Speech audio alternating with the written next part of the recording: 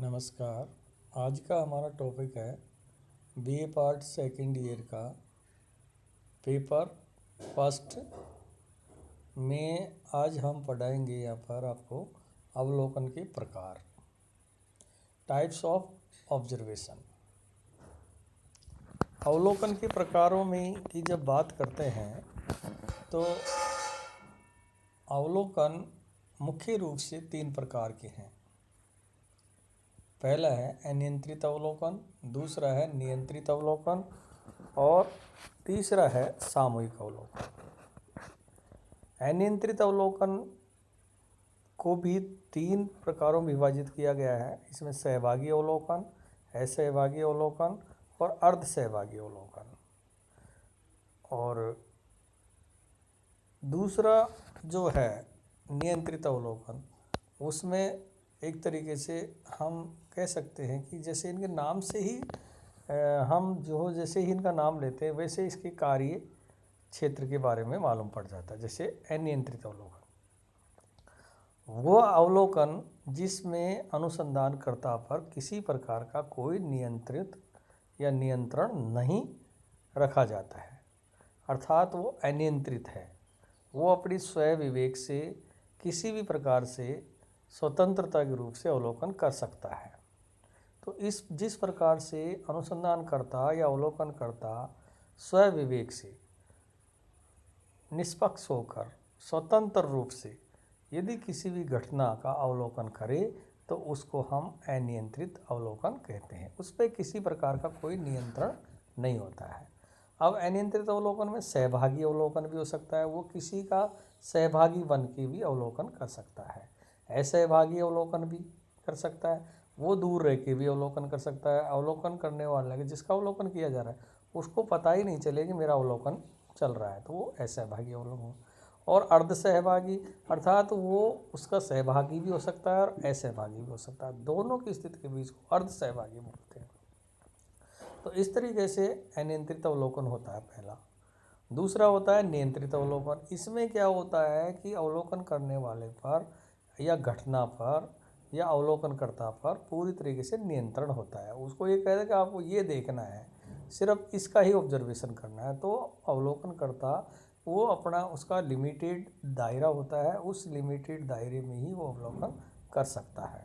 तो इस प्रकार से यदि अवलोकनकर्ता पर या जिस घटना का अवलोकन कर रहे हैं उस पर नियंत्रण होता है तो उसको नियंत्रित अवलोकन कहते हैं।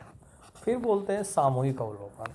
सामूहिक अवलोकन एक तरीके से हम उसको कॉमन अवलोकन भी कह सकते हैं कि अवलोकनकर्ता एक समूह के रूप में या एक समूह अवलोकनकर्ता के सामने आता है तो उसको हम सामूहिक अवलोकन कहते हैं। या 2-4 अवलोकनकर्ता एक साथ उसको किसी घटना को अवलोकित करते हैं तो उसको भी सामूहिक अवलोकन कहते हैं।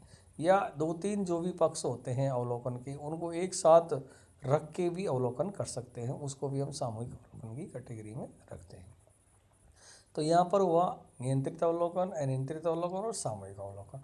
तो ये तो हुआ आपके अवलोकन के प्रकार।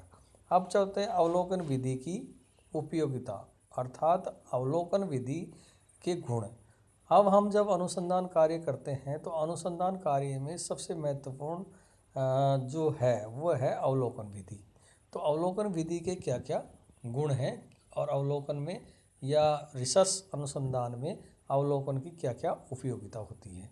तो इसमें हम अवलोकन के गुण या उपयोगिता की बात करते हैं तो पहला होता है सरल एवं प्राथमिक पद्धति। अवलोकन पद्धति एक ऐसी सरल पद्धति है जिसमें किसी प्रकार का बिना लिखे पढ़े या बिना खर्चे के आप इस पद्धति को काम में ले सकते हो, अवलोकन कर सकते हो। तो एक सरल और प्राथमिक पद्धति होती है ये पहला गुण है इसका। दूसरा है यथार्थ और विश्वसनीयता। अवलोकन पद्धति से किया गया संकलित ज्ञान एक तरीके से उसमें यथार्थता पाई जाती है या उसमें विश्वसनीयता पाई जाती है। उसमें एक तरीके से विश्वसनीयता के 100% गुण विद्यमान होते हैं, इसलिए इसका दूसरा गुण भी इसमें ये पद्धति पूरी तरह से विश्वसनीय पद्धति होती है। तीसरा है प्राकल्पना के निर्माण में सहायक। अवलोकन एक ऐसी विधि है जिसमें प्राकल्पना के निर्माण में पूरी तरीके से सहायक है। क्योंकि अवलोकनकर्ता जिस घटना का अवलोकन करता है तो उस अवलोकनकर्ता का अवलोकन करते हुए वक्त उसमें कई प्रकार की प्राकल्पनाओं का निर्माण स्वतः ही हो जाता है। तो इस तरीके से इसमें ये भी गुण विद्यमान है। चौथा है सर्वाधिक प्रचलित विधि। अनुसंधान कार्यों के अंदर यदि कोई विधि प्रचलित है तो वो है अवलोकन विधि। तो इसका सबसे ज़्यादा यूज अनुसंधान कार्यों में किया जाता है, इसलिए ये सर्वाधिक प्रचलित विधि के गुण भी इसमें विद्यमान होते हैं। इसके बाद में पांचवा आता है सत्यापन की सुविधा। इसमें एक तरीके से ये विधि ऐसी विधि होती है जिसमें पूरी तरीके से सत्यापनशीलता विद्यमान होती है। मतलब ट्रू नॉलेज यदि प्राप्त करना हो तो अवलोकन विधि को अपने अनुसंधान कार्य में अपनाया जाता है। तो ये भी इसके अंदर सत्यापन ट्रू नॉलेज के लिए भी अवलोकन विधि की एक तरीके से गुण है। छठा होता है निरंतर उपयोगिता की सुविधा। निरंतर उपयोगिता का तात्पर्य ये है कि कोई भी अनुसंधान कार्य चाहे पूर्व में हुआ हो, चाहे वर्तमान में है, चाहे भविष्य में होने वाला हो, उसमें इसकी उपयोगिता पूरी तरीके से सुनिश्चित होती है। ये पहले भी इतनी कारगर थी और आज भी इतनी कारगर है और आने वाले समय में भी ये अनुसंधान कार्य के लिए बहुत ही उपयोगी विधि है। तो इस तरीके से इसके ये 6 गुण हैं अवलोकन विधि के। इसके बाद होता है अवलोकन विधि के दोष। अवलोकन विधि के देखो जिस चीज़ में गुण होते हैं उसमें दोष भी कुछ होते हैं। तो इसमें अवलोकन विधि के दोषों में हम 4 दोषों को मानते हैं। जैसे ज्ञानेंद्रियों की सीमाएं। हम विद्वान कहते हैं कि अवलोकन संपूर्ण तरीके से 100% सत्य नहीं हो सकता, क्योंकि ज्ञानेंद्रियां हैं जैसे हमारी 5 जो इंद्रियां हैं उनकी कुछ सीमाएं होती हैं, उन सीमाओं से बाहर वो काम नहीं कर सकती और अवलोकन इन ज्ञानेंद्रियों तक ही सीमित होता है।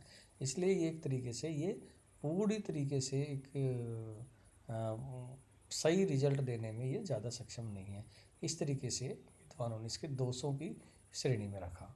इस तरीके से व्यवहार की कृत्रिमता, क्योंकि अवलोकनकर्ता जो जिस घटना का व्यवहार करता है तो उसमें क्या है कि व्यवहार के अंदर कृत्रिमता आ जाती है।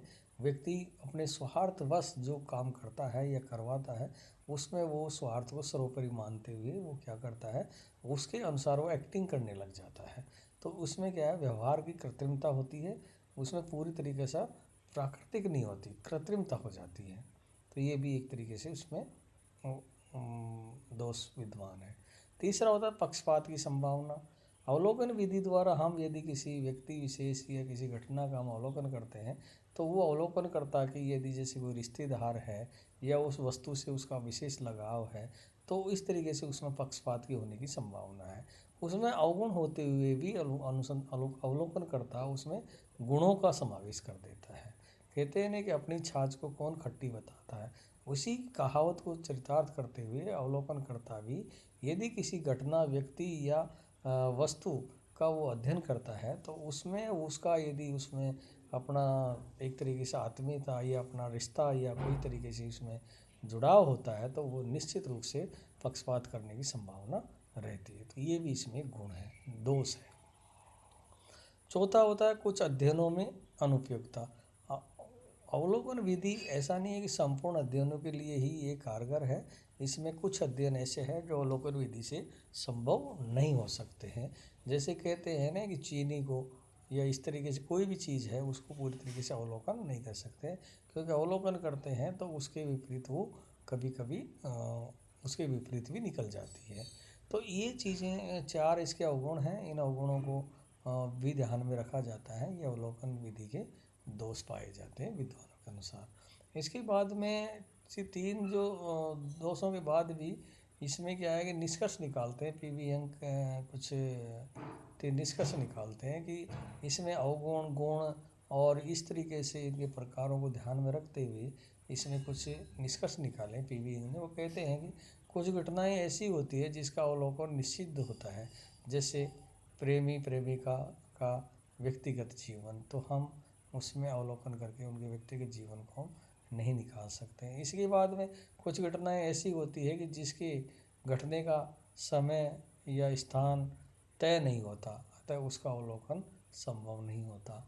इसके बाद में कुछ घटनाएं की प्रकृति ही ऐसी होती है कि उनका अवलोकन संभव नहीं है, जैसे व्यक्ति के विचारों, भावनाओं, उद्देश्यों, प्रवृत्तियों, मूल भूतकाल में घटी हुई घटना आदि का अवलोकन विधि के दोष के बावजूद भी ये सरल, मतलब एक तरीके से ये दोष होते हैं, इनमें हम नहीं कर सकते। फिर भी विवेक कहते हैं कि अवलोकन विधि के दोषों के बावजूद भी ये एक सरल, विश्वसनीय और उपयोगी एवं सत्यापन एवं सुविधा प्रदान करने वाली विधि के रूप में है और इसका महत्व सदैव ही बना रहेगा।